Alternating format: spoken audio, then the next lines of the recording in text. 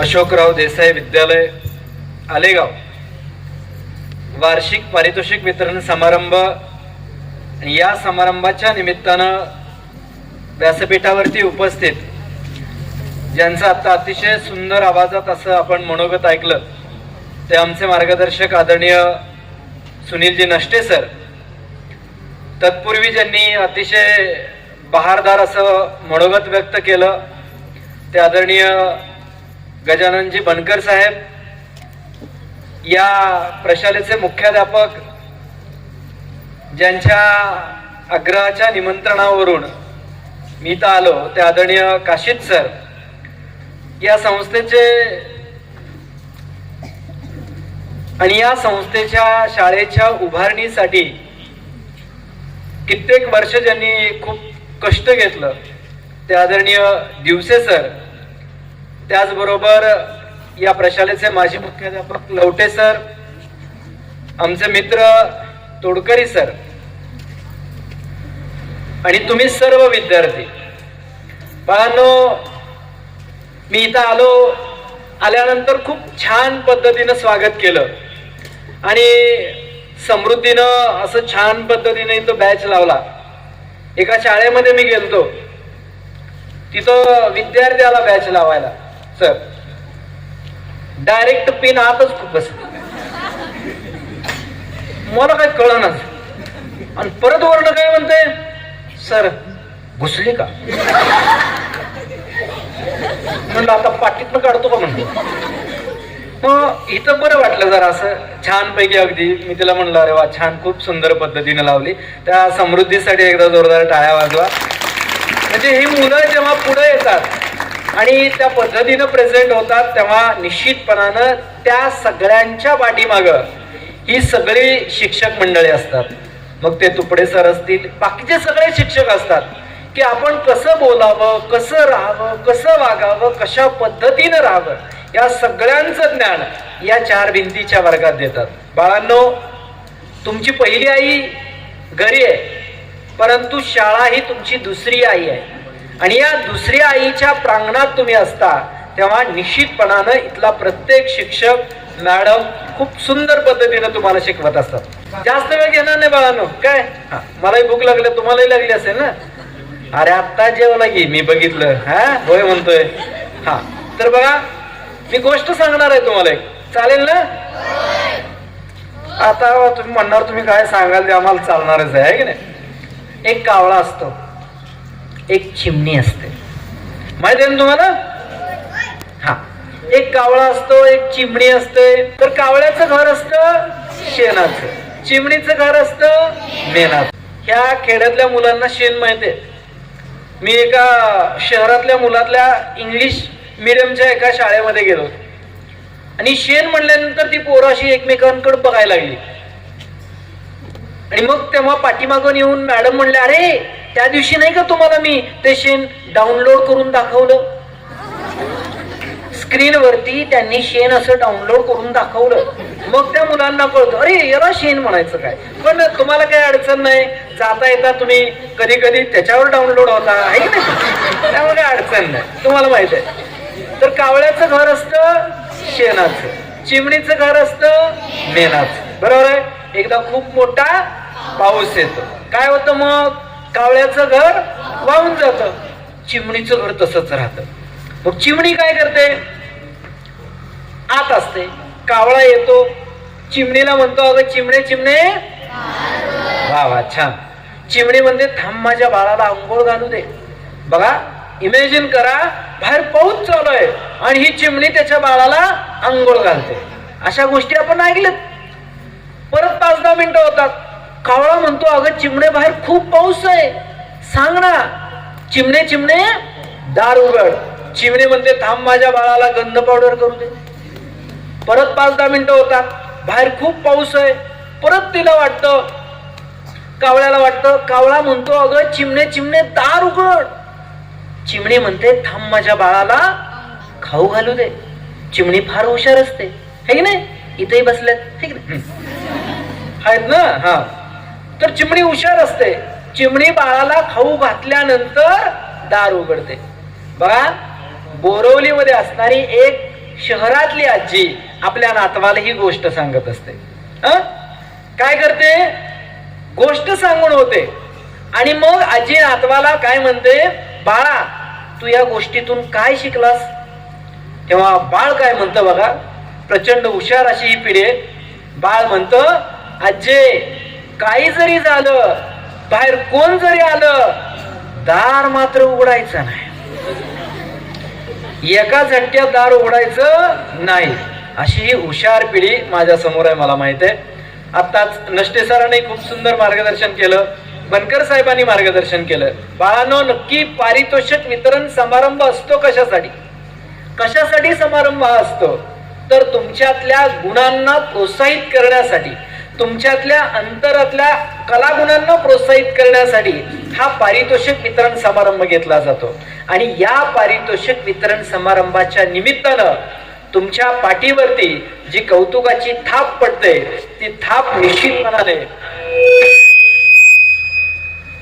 तुतारी वाजवली, मग काय धरणं वाजलं, तर निश्चितपणानं ती कौतुकाची थाप तुमच्या पाठीवरती पडल्यानंतर तुम्हाला प्रोत्साहनाचं बळ मिळतं. जे 60 साहेबांचं गाव आहे, आता नष्टे सरांनी सांगितलं की ते 101 साहेबांचं व्हायला पाहिजे. या पद्धतीनं तुमचं कर्तृत्व फुलत राहणार आहे, लक्षात घ्या.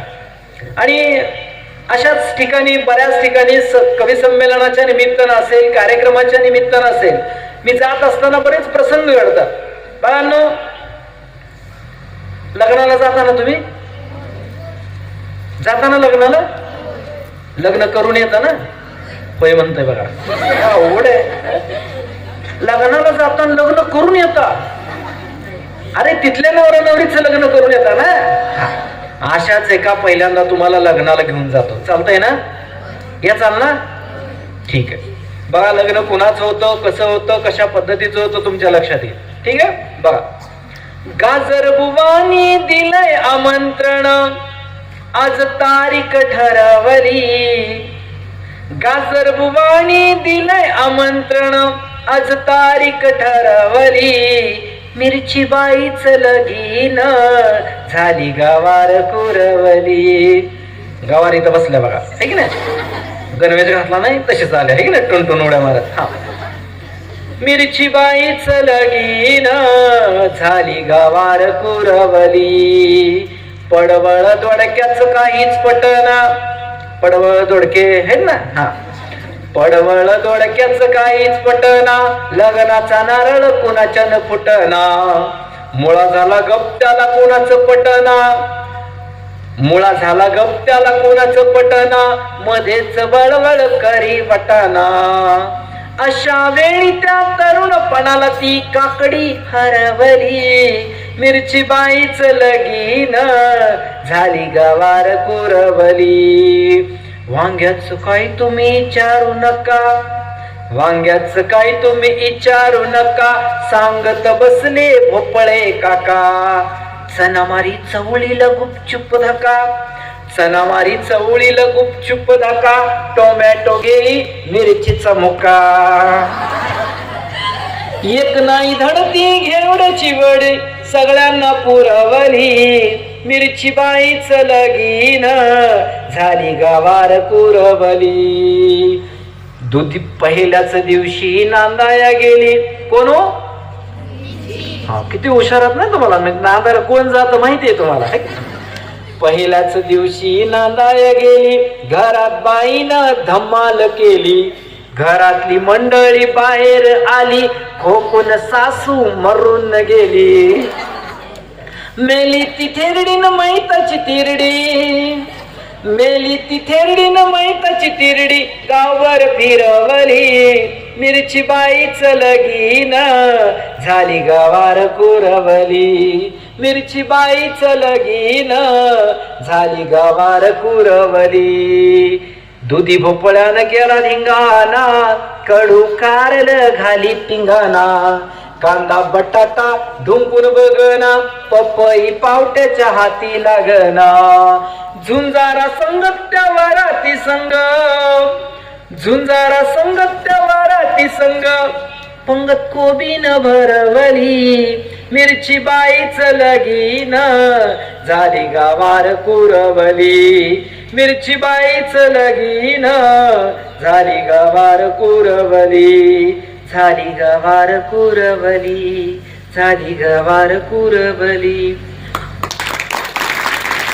आवडलं निवांत टाळ्या वाजवा, नाही आवडलं तरी टाळ्या वाजवा. कसं असतंय ते, तुम्हाला आवडलं तर टाळ्या वाजवा.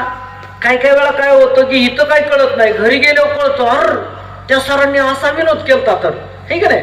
मग घरी गेल्यावर तुम्ही हसता. आता हेनी काय हसले तर काय अडचण नाही, तुम्ही हसला तर सांगा आईला का हसला होता. आई म्हणायची बाई रात्री डान्स होता, सकाळी पूर्वी शाळेला गेली, आल्यावर एकटेच हसायला लागली, तुकडा वगैरे टाकावा लागतो का काय. त्यामुळे आईला सांगा का हसला, आहे की नाही. नाहीतर असं व्हायचं. म्हणजे बऱ्याच ठिकाणी कार्यक्रमाच्या निमित्तानं आम्ही जातो आणि तिथं गेल्यानंतर बरेच असे वेगवेगळ्या पद्धतीचे प्रसंग घडतात. एक युवक माझ्याकडे आला, महाविद्यालयाला कार्यक्रम होता, महाविद्यालयात कार्यक्रम होता. युवक माझ्याकडे आला, मला म्हणला सर मी पण कविता लिहिल्या. मी म्हणलं सांग की. नाही लाज वाटते म्हणलं. आता तू लिहिल्या लाजायचं काय म्हणलं. नाही म्हणला कविता प्रेमाची आहे. असू दे की म्हणलं, माणसंच प्रेम करतील ना म्हणलं. असू दे म्हण काय. तर त्यानं म्हणायला चालू केली. ती म्हणला मी डमडम न चाललो होतो. बघा मी म्हणलं डमडम. सर म्हणला कविता वास्तववादी आहे. मी डमडम न चाललो होतो, एसटीने येत होती.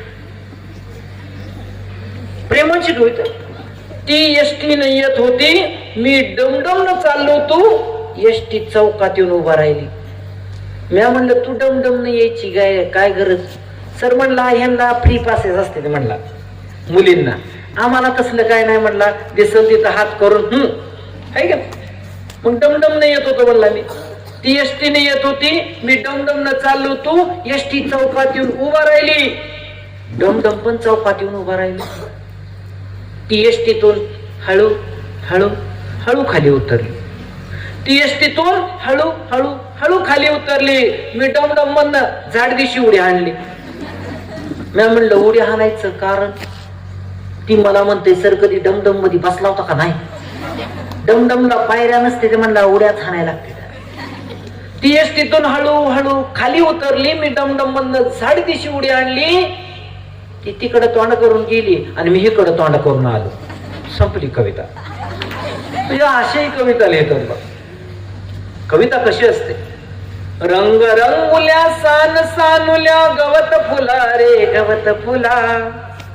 रंग रंगुल्या सान सानुल्या गवत फुला रे गवत फुला. असा कसा रे मला लागला सांग तुझा रे तुझा लळा. मित्रा संगे माळावरती पतंग उडवीत फिरताना. तुला पाहिले गवतावरती झुलता झुलता हसताना.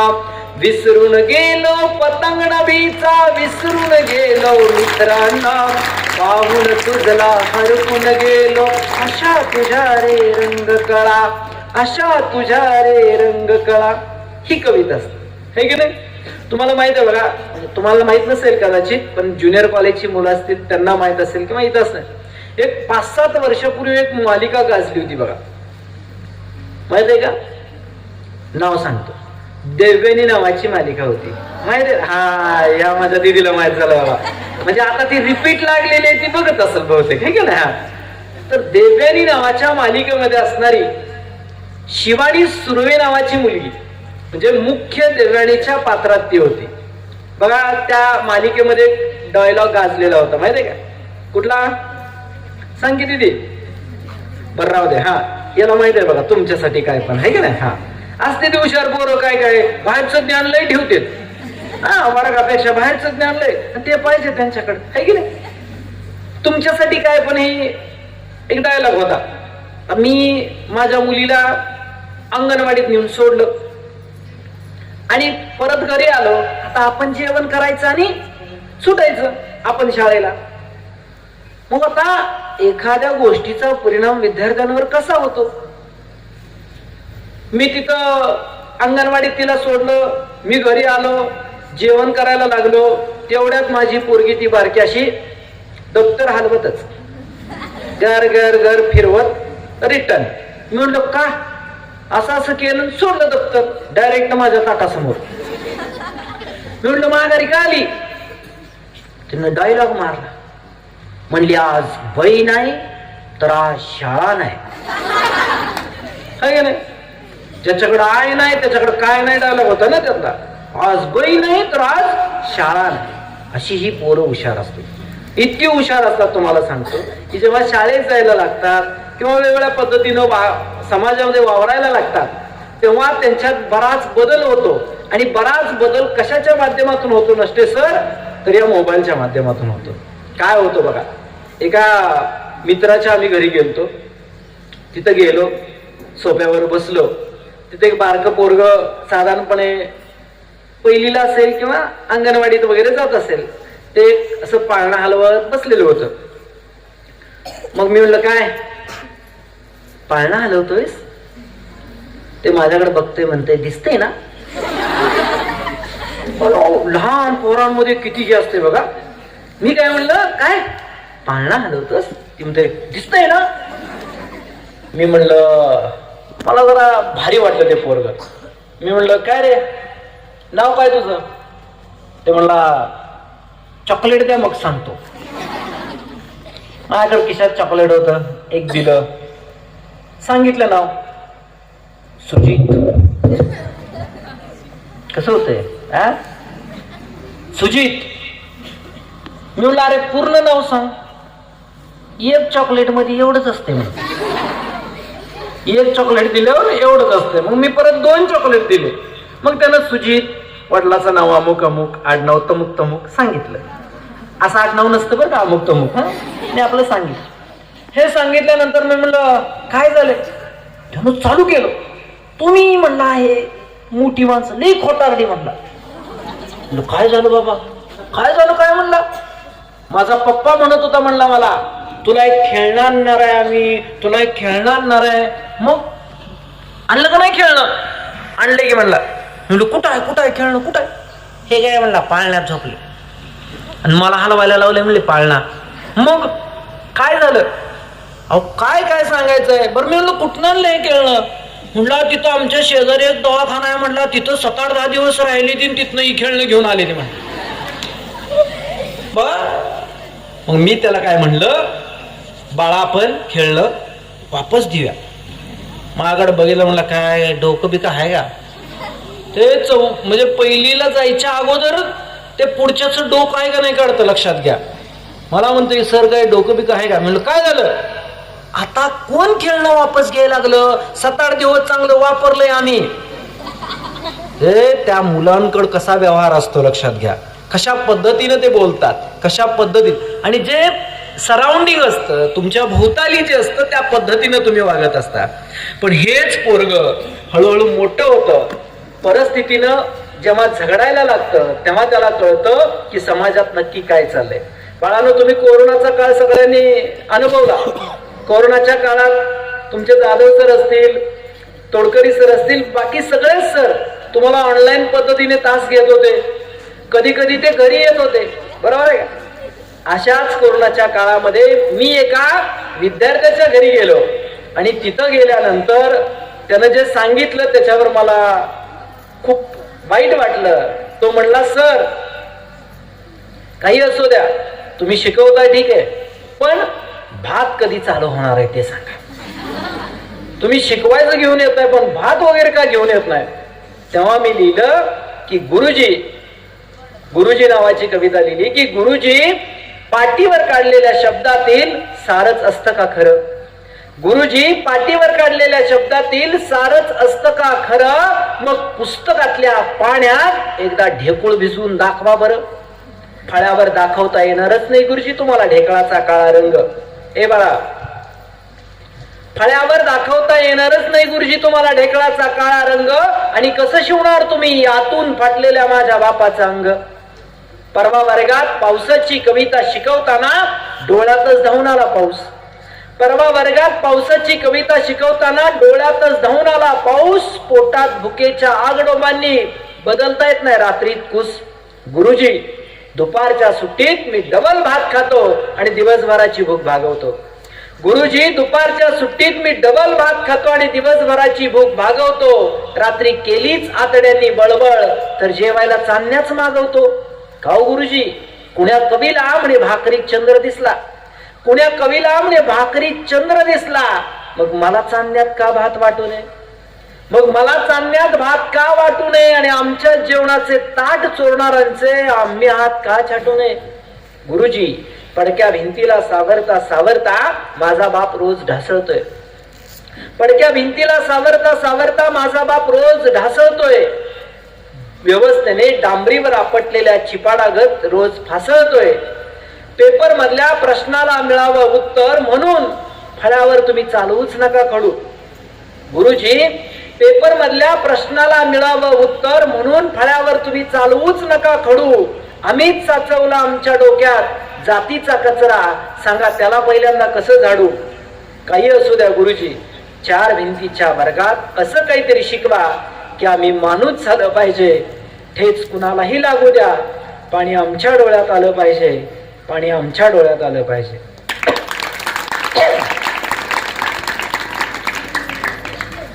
लहान मुलं फार हुशार असतात, तुम्ही पण हुशार आहे की नाही. जरा नाही आवडले की पाय पसरता असं आहे की नाही. हा छान, म्हणजे फार हुशार असतात, त्यामुळे तुमच्या पद्धतीनं घ्यावं लागतं. हे आमची ती मी तुम्हाला सांगितलं अंगणवाडीत गेलेली पोरगी, ती जरा बारीक होती. मग आमच्या गावामध्ये कसं असतंय, वरात असते बघा, वरात असते माहिती आहे का. नवरा नवरीचं लग्न झालं की त्या रात्री वरात काढली जाते त्यांची. पूर्वीच्या काळी वेगळी पद्धत होती, पण आता का काढली जाते माहिती आहे का वरात. बाकीच्यांना सांगायचं असतं कसं आहे, झालं का नाही ह्याचं लग्न, होत नाही होत नाही भावकी म्हणत होती, झालं का नाही लग्न, म्हणून वरात काढली जायची. आता आम्ही ते आमची बारकी पोरगी रडायला लागली म्हणून मी काय केलं, तिला गावात घेऊन गेलो. गावात वरात आलती. आता वरातीत थोडंच अभंग वगैरे लावतात ते, है की नाही. काय लावतात गाणी, सगळी भारी भारी गाणी असतात है की नाही. कशी गाणी असतात, वरात असते ती है की नाही. मग त्याच्यावर एक गाणं लावलेलं होतं, काय रे कुठलं गाणं बरं, हा पारू काय ते हुशार आहे बघा ही पोरग, हा पप्पी दे पारूला, बरोबर आहे. हा छान आहे ना. हा पण बाहेरचं ज्ञान भरपूर असते बा, एक क्वालिटी म्हणायचं याला. हा आणि पाहिजे वर्गात एखादं तरी पोरग बाहेरचं ज्ञान असणार पाहिजे ना, तर वर्ग असा भारी राहतो है की नाही. मग ते गाणं म्हणत होती, ते आवाज वगैरे ऐकला तिनं, आणि दुसऱ्या दिवशी आमची ती पोरगी गाणं म्हणायला लागली. आता तिथं काय होतं, पारू पप्पी दे वगैरे आहे की नाही, ते आमची पोरगी काय म्हणायला लागली, पारू पप्पी दे पप्पाला. अवघड झालं सगळं ना. हा पर नशिबानं आमच्या गल्लीत कोण पारू नव्हती, नाहीतर अवघडच होत होतं है की नाही. अशा सगळ्या गोष्टी होतात, त्यामुळे टेन्शन येत. अहो आमच्या गल्लीतले एक पोरगा आहे बरं का, गल्लीतले एक पोरगा आहे, ते पहिलीला होतं, हातात पॅड घेऊन चाललं होतं.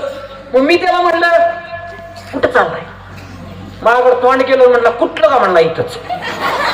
म्हणजे घरात जे आपण वावरतो त्याचे सगळे परिणाम त्याच्यावर होतात. म्हणलं कुठलं का इथंच, म्हणलं काय झालं, दिसत नाही, म्हणलं हातात पॅड घेऊन माणसं काय ह्याला जाते ती काय, म्हणला ह्याला म्हणजे तुम्हाला कळत असेल हे की नाही. हा हुशार आहे तुम्ही. हा मी म्हणलं परीक्षेला चाललाय का, होय म्हणला परीक्षेला चाललोय. मग मी आपलं त्याला काय म्हणलं, बेस्ट ऑफ लक. परीक्षेला जाताना आपण म्हणतोच की हे की नाही, बेस्ट ऑफ लक. की माझ्याकडे असं बघायला लागलं तोंड करून, म्हणलं हा गणितला शिकलाय म्हणून आम्हाला इंग्रजीत शिवाय देताय काय, म्हणला. आपण मला वाटलं याला माहित असेल, म्हणलं मॅडमने सांगितलं असेल बेस्ट ऑफ लक म्हणजे काय है की नाही. मी म्हणलं बाळा इकडी, तुझ्या कामाला चाललाय ते काम सुरळीतपणे पार पडावं म्हणून तुला इंग्रजीतनं दिलेल्या या शुभेच्छा आहेत. ते म्हणला असं आहे काय, बरोबर अजून एकदा म्हणा म्हणला. मग मी म्हणलं बेस्ट ऑफ लक. ते आपलं टाणटाण उड्या आणत गेलं. परत 5 वाजता मला हे माघारी येताना दिसलं, हातात पॅड. मी म्हणलं काय शाळेनं आला का, मला म्हणतोय मग काय दुसरीकडे गेलतो काय कुठं. बरं शाळेनं आला काय, होय म्हणलं शाळेनं आलोय. मग पेपर कसा गेला, हा म्हणला सर म्हणला तुम्ही काय ते बेस्ट ऑफ लक दिलं, म्हणला पेपर एकदम सोपा गेला, बाईंनी सगळं फळ्यावर लिहून दिलं म्हणला. पोरं एकदम क्लिअर कट असतात. 2-3 दिवस गेल्यावर त्यानं लक्षात ठेवलं, आमच्याकडे जरा पाण्याची आपदा होती. मी आपलं सकाळी उठलो, हातात तांब्या घेतला, बाहेर चाललो, हे पाठीमागनं ओरडतंय आणि मला म्हणतंय सर. म्हणलं काय? बेस्ट ऑफला. आता कसं करायचं? अवघड आहे की नाही? मग ती तिथंच बसलं होतं. मी माघारी येताना ती मला काहीतरी विचारलं म्हणून मी दुसऱ्या दाराने घरात. हे अशी फार.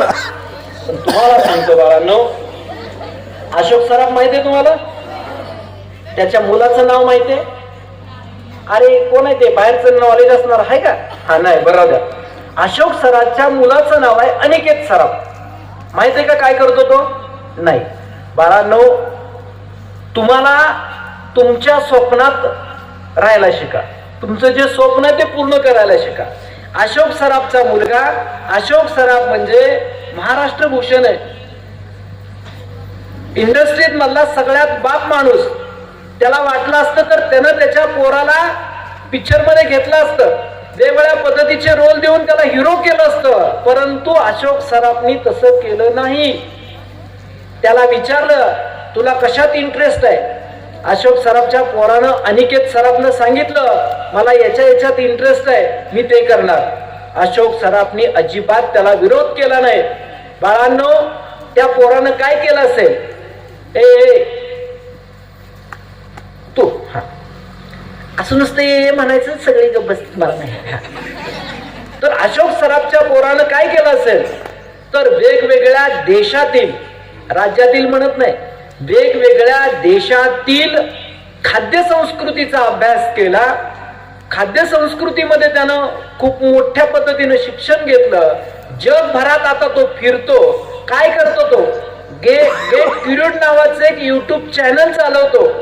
जसे आमचे संतोष कसगावडे चालवतात त्या पद्धतीचं चॅनल चालवतो. आणि या चॅनलच्या माध्यमातून देशामध्ये असणाऱ्या वेगवेगळ्या जगातल्या देशातल्या खाद्य संस्कृती तो स्वतः हाताने तयार करतो आणि त्या चॅनल वरती टाकतो. बाळांनो, महिन्याला 20-25 लाख रुपये तो सहज कमवतो. आता आपल्या भाषेत सांगायचं झालं तर अशोक सराफचा पोरगा काय काम करतो? आचारीचं काम करतो, है की नाही? आचारीच आहे की वेगवेगळ्या रेसिपी बनवतो आणि टाकतोय. मग लक्षात घ्या, तुम्ही ज्या क्षेत्रात तुम्हाला आवड आहे ते क्षेत्र निवडा. एखाद्याला क्रीडांगणावर पळायला आवडतंय, ते पळण्याचं क्षेत्र निवडा. पण असं पळा, पीटी उषा ज्या पद्धतीनं पळते त्या पद्धतीनं पळा. तुम्हाला जे करायचंय, तुम्ही चित्रकला, आता मी रांगोळी प्रदर्शन बघितलं, खूप सुंदर पद्धतीनं मुलींनी रांगोळी काढलेल्या आहेत. लक्षात घ्या, त्या मुलींना मार्गदर्शन करणाऱ्या शिक्षकांचं खरं तर मी अभिनंदन करतो. ग्रामीण भागातल्या मुलांच्या कलागुणांना वाव देणारी ही शाळा आहे बाळांनो. आणि ही शाळा नुसती कलागुणांना वाव देत नाही, तर तुमच्यातल्या विविध गुणकौशल्यांचा गुणगौरव अशा कार्यक्रमाच्या माध्यमातून करते. ही निश्चितपणानं ताकदीची गोष्ट आहे. बाळांनो, ज्या परिस्थिती मध्ये मी वाढलो त्या परिस्थितीची कविता तुम्हाला सांगणार आहे. पण तत्पूर्वी तुम्ही मराठी वगैरे बघता तर त्याच्यावर अजून एक गाणं असतं बघा, तुझ्या रूपाचं काय रे? मला ह्यांना माहिती आहे, मला वाटलं तिकडं आवाज येईल. हा, हुशार आहेत पुरी. तर हा, ते तुझ्या रूपाचं चालणं माहितीये का? ते गाणं कुणी लिहिलं? बरं राव, त्यांना काय म्हणताय ना, काय अडचण नाही. विनायक पवार नावाच्या माझ्या कवी मित्रानं लिहिलेलं गाणं आहे. ज्या पवारनं बबन मधली सगळी गाणी लिहिली, बबन चित्रपटातली, ते आरशाला रूपाला वगैरे कधी, हे ना म्हणता ना तुम्ही कधी कधी आईनं मारल्यावर. हा, है ना? तर त्यानं आईवरची खूप सुंदर कविता लिहिली. मी ती कविता तुम्हाला सांगणार आहे. कविता कशी आहे बघा, विनायक पवारची कविता आहे. कविता अशी आहे, तिची मोडताच झोपू गे पहाटेचे रोप. जी पोरं आपल्या आईवरती प्रेम करतात, वडिलांवरती प्रेम करतात, ती पोरं निश्चितपणाने ही कविता म्हण लावून ऐकते. बरोबर आहे ना? ऐ, तिची मोडताच झोपू गे पहाटेचे रोप, तिची मोडताच झोपू गे पहाटेचे रोप, माझ्या नशिबाला उठवायची माय, मला शाळेला पाठवायची माय, हो माय मला शाळेला पाठवायची माय. माय रिकाम्या पोटाने भाजे बाजरीची रोटी. कधी असं झालंय का आई तुम्हाला डबा भरून द्यायच्या आधी स्वतः खाल्ली मग तुम्हाला डबा भरून दिला? कधीच होत नाही. माय रिकाम्या पोटाने भाजे बाजरीची रोटी, मारी धूड प्यात आन बांधी स्वप्नाच्या गाठी. तुम्हाला डबा बांधत असताना ती स्वप्नांच्या गाठी मनात बांधते. हे माझं लेकरू शाळेला चाललंय, हे माझं लेकरू शाळेला जातंय. आज ना उद्या हे निश्चितपणानं एक सक्षम नागरिक बनेल, एक अधिकारी बनेल, काहीतरी आयुष्यात बनेल आणि माझ्या घराला सुखाचं नंदनवन देईल, अशी तिची स्वप्न असतात. माय रिकाम्या पोटाने बाजे बाजरीची रोटी, मारी धूड प्यात आन बांधी स्वप्नाच्या गाठी. जर घामाचे आठवायची माय, जर घामाचे आठवायची माय, मला शाळेला पाठवायची माय, हो माय मला शाळेला पाठवायची माय. इंग्रजीची तलवार आणि गणिताचा भाला. गणिताचा भाला आहे की नाही? हा म्हणजे जेव्हा माझा जन्मही नव्हता तेव्हा या शाळेची स्थापना झाली बाळांनी. परंतु आम्ही जेव्हा 10वीला होतो 90च्या दरम्यान 99च्या, तर त्यावेळी सगळ्यात जास्त वाटोळ कुणी केलं आमचं? इंग्रजी आणि गणितानं. खरंच आता पण करते. बर असू द्या. हा आता होणार नाही, लक्षात घ्या. खूप सुंदर पद्धतीने शिकवणारे सर आहेत तुम्हाला. आणि मी सुद्धा 10वीला माझा इंग्रजी केलता. आपण डुबकी मारून वर आलेला प्रवासी आहे. पण आता काय त्यानं अडत नाही, लक्षात घ्या. इंग्रजीची तलवार आणि गणिताचा भाला, माय अडाणी तरी बिवाच म्हणायची मला.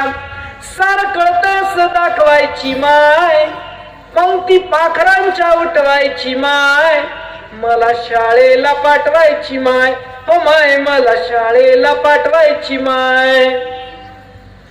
अशी ही माय तुम्हाला शाळेला पाठवते, लक्षात घ्या बाळांनो. आणि निश्चितपणानं तिचं स्वप्न आपण पूर्ण केलं पाहिजे.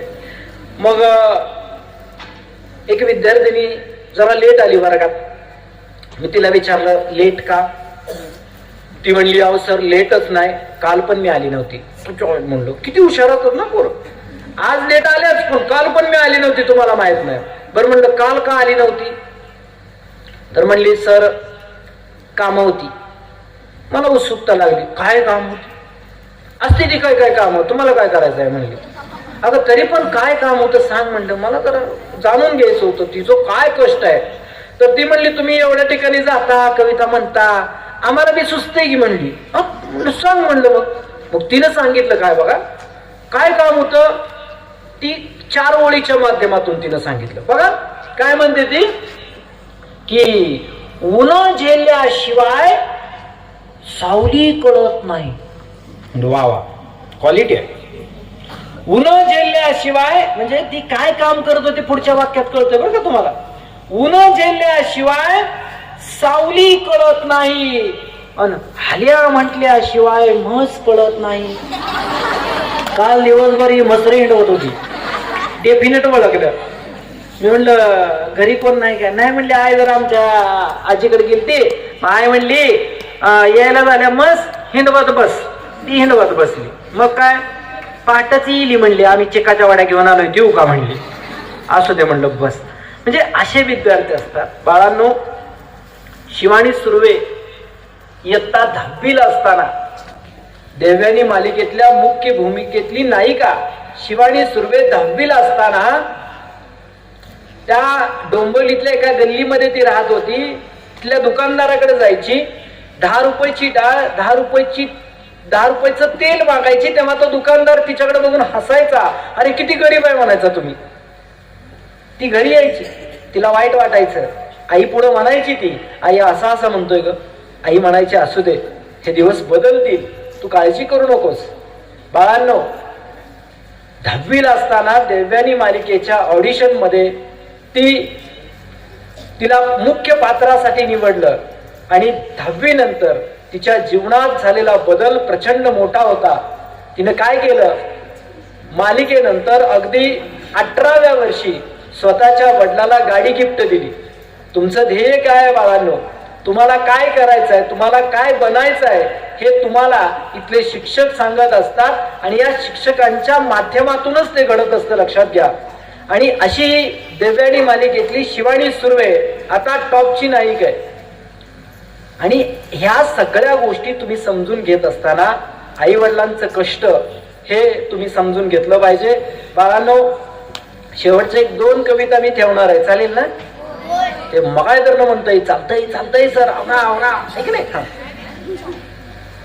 बर, नीट लक्ष देऊन ऐका. जास्त कंटाळा आला असेल तर टाळ्या वाजवा. हे मी सांगितलं होतं आधी, नीट लक्ष देऊन ऐका. जास्त कंटाळा आला असेल तर टाळ्या वाजवा. तुम्हाला कंटाळा आलाय, फायनल झालं, आहे की नाही? हा, आता तुम्ही टाळ्या वाजवल्या. मी काय म्हणलं होतं, जास्त कंटाळा आला असेल तर टाळ्या वाजवा. तुम्ही वाजवल्या का नाही? वाजवल्या. बरं, अजून एकदा, जास्त कंटाळा आला असेल तर टाळ्या वाजवा. कसं आहे, अजून वाजवते टाळ्या, म्हणजे तुम्हाला कंटाळा आलाय, कन्फर्म झालेला आहे. आता ही पाय बसून बसायला लागले म्हणजे जरा. तर बघा, शेवटच्या 1-2-3 कविता घेतो. 10वीला किती जण आहेत? हात वर करायला पण नसता, काय अवघड आहे का नाही? हा, ठीक आहे. परत प्रश्नांची उत्तर कशी देणार आहे काय माहित? हा, घरी पाहुणे आल्यावर हा येणार आहेत. हा, नाही शिकलं ना नीट लगेच. हा, बाळांनो, जे 10वीला आहेत ते लक्षात घ्या. जगन्नाथ रत्न बारके नावाचे एक कवी आहेत, त्यांनी लिहिलेली खूप सुंदर कविता तुमच्या समोर ठेवणार आहे. आणि त्यानंतर 1-2 आईवरच्या कविता घेऊन आपण थांबूया, चालेल ना? हा, शेपटा नावाची कविता आहे. हा, शेपटा म्हणजे मुली ज्या वेणी घालतात त्या वेणीतला एकदम शेवटचा भाग, इट इज कॉल्ड शेपटा. सेमीचे विद्यार्थी असतील म्हणून सांगितलं, आहे की नाही? तर बघा, SSS मी बसलो होतो प्रथम परीक्षेचं, म्हणजे फ्रेश. जीवनातल्या सगळ्या पहिल्या गोष्टींना खूप औत्सुक्य असतं बघा, आहे की नाही? SSS मी बसलो होतो प्रथम परीक्षेचं, एकाग्रतेने प्रश्न सोडवा, आदेश उपदेश, पेपर पहिला, घंटा पहिली, क्षण औत्सुक्याचा. जीवनातल्या प्रत्येक पहिल्या गोष्टीला खूप औत्सुक्य असतं बघा. म्हणजे तुमचा शाळेचा पहिला दिवस असेल, किंवा मॅडमचा नोकरीचा पहिला दिवस असेल, है की नाही? किंवा सरांचा नोकरीचा पहिला दिवस असेल, पहिलं बाळ असेल, किंवा पहिलं लग्न असेल. हा, पहिलं लग्न यासाठी काही जण 2दा करतात म्हणून म्हणलं. आणि जे 2दा लग्न करतात त्यांची फार बिकट अवस्था असते, लक्षात घ्या. म्हणजे परंपरेनं आलेल्या ओवीमध्ये ते सांगितलं जातंय की 2 बायकांची हौसर गड्याला, 2 बायकांची हौसर गड्याला, दिवाळीच्या सणाला केली अंघोळ वड्याला. तिला वाटलं हेनं घातलं असेल आणि तिला वाटलं हिनं घातलं असेल, हे वड्याला जाऊन आपलं आंघोळ करून आलं. हे परंपरेनं आलेलं आहे. तर मी काय सांगत होतो, SSS मी बसलो होतो प्रथम परीक्षेचं, एकाग्रतेने प्रश्न सोडवा, आदेश उपदेश, पेपर पहिला, घंटा पहिली, क्षण औत्सुक्याचा, माझ्यापुरती नंबर होता शुभदा जोशीचा. माने लाती देऊन हिसडा, नकळत सवयीने लिहू लागली पेपर तेव्हा पानांवर पाने, मऊ रेशमी काळ्या मोहक तिच्या शेपटाचा भार, मऊ रेशमी काळ्या मोहक तिच्या शेपटाचा भार, येऊन पडला तक्षणी माझ्या बाकावर. 3 तासही पूर्णग्रस्त मी तिच्या शेपटात, 3 तासही पूर्णग्रस्त मी तिच्या शेपटात, एक ओळी लिहिली नाही उभ्या पेपरात. शेवटची ती घंटा होता आलो भानावर, विरली स्वप्ने आता जगणे गावी खेड्यांवर. शेतीवरती मोठेवरती माझी उपजीविका, शेतीवरती मोठेवरती माझी उपजीविका, शिक्षणास मी आज पारखा, शुभदा प्राध्यापिका. ती प्राध्यापिका झाली.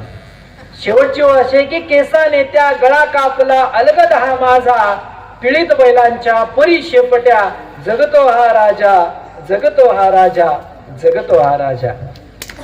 शेवटच्या 2 कविता तुमच्या समोर ठेवतो. ज्या परिस्थितीत मी वाढलो त्या परिस्थितीची कविता अशी आहे, कुबेराचं धन. कधी उन्हात भेटावं, कधी उरात पेटावं, कधी उन्हात भेटावं, कधी उरात पेटावं, पीठ देणाऱ्या सत्याचं गाणं गळ्यात फुटावं. गाण गळ्यात फुटाव. माय सावलीच झाड बाप जगण्याचा धीर, माय सावलीच झाड बाप जगण्याचा धीर. उसवत्या अंगाला रे झोंबे कर्जाच वार, पाचोट्याच्या जखमा किती लपवाव्या बाण. माय रिकाम्याच पोटी घेती जेवल्याची यान, दंड घालून साडीला तीन सणाला नटाव. पीठ देणाऱ्या जात्याचं गाण गळ्यात फुटाव. माय कोरप्याची जोडी, माय कोरप्याची जोडी काटा कुठा सावरते. फाटलेल्या पदराला वाऱ्या संग आवरते. जरी फाटका पदर नाही फाटके रे मन, नाही दागिन्यांची हौस कुकू कपाळाचं धन. दुःख बोलावं झाडाला, दुःख बोलावं मळ्याला, आतडाच्या आक्रोशात होल करावं गळ्याला. गरिबीची ही श्रीमंती धन कुबेरानं लुटावं. पीठ देणाऱ्या जात्याचं गाण गळ्यात फुटावं. पीठ देणाऱ्या जात्याचं गाण गळ्यात फुटावं. गाण गळ्यात. शेवटची कविता बाबासाहेब चंदनशिवे नावाच्या मुंबईच्या एका कवीने लिहिलेली आईच्या संदर्भातली कविता. कविता अशी आहे. आई तुझं विन वाटे सार जग सुन सुन. 2 दिवस जर आई तुमच्या आजीकडे गेली, माहेरला गेली, तर तुम्हाला करमत नाही. तुम्हालाही आईच्या सोबत जावं असं वाटतं.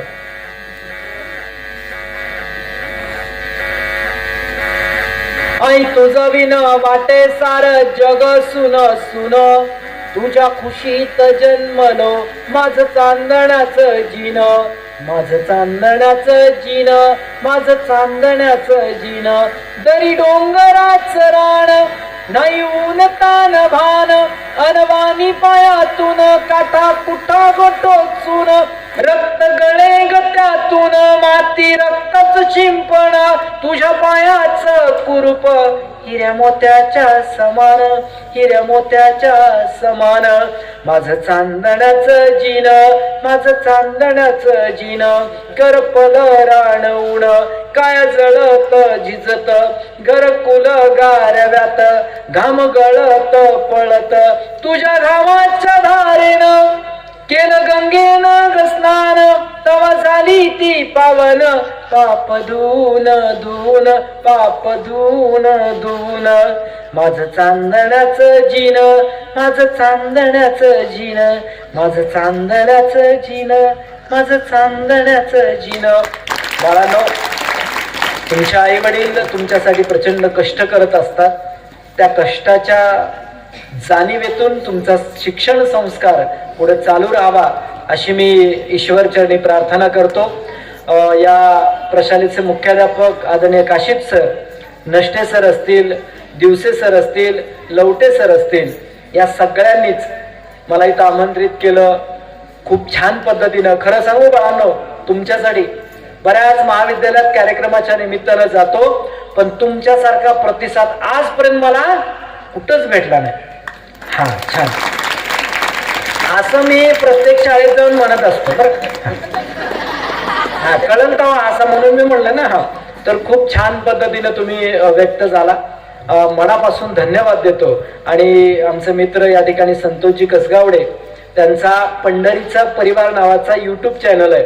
या YouTube चॅनलवरती हा कार्यक्रम तुम्हाला नंतर बघायला मिळेल. निश्चितपणानं खूप छान पद्धतीने ते एडिटिंग वगैरे करतात. त्यांचाही मी मनापासून आभार व्यक्त करतो. आमचे सहकारी शिक्षक कांबळे सर आहेत, त्यांचे बंधू या ठिकाणी आहेत, त्यांचेही मी मनापासून आभार व्यक्त करतो. आणि आमचे जुने मित्र तोडकरी सर, आज इकडे बघा, हा माझे आहेत ते, तुमचे नाहीत. हा, तर ते आज या ठिकाणी आज पुन्हा एकदा त्यांची भेट झाली. मनापासून सगळ्यांचं अंतःकरणपूर्वक आभार व्यक्त करतो. मला बोलवल्याबद्दल मनपूर्वक आभार व्यक्त करतो आणि थांबतो. जय हिंद.